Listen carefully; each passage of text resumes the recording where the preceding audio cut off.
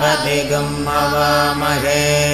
कविं कवीनामुपमश्रवस्तमम् ज्येष्ठराजं ब्रह्मणां ब्रह्मणस्पत नः शृण्वन्नोतिभिः सेदसादनम् ॐ श्रीमहागणपतये नमः। ॐ संज मे मयश्च मे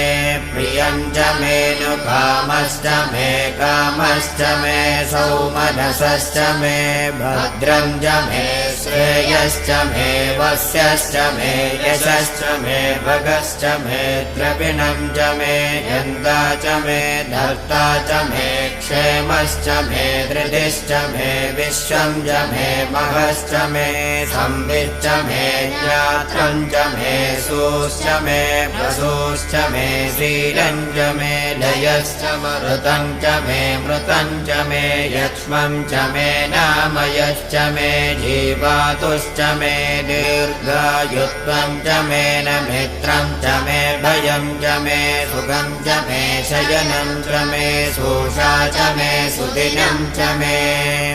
ॐ शान्तिः शान्तिः शान्तिः। ॐ नमो भगवते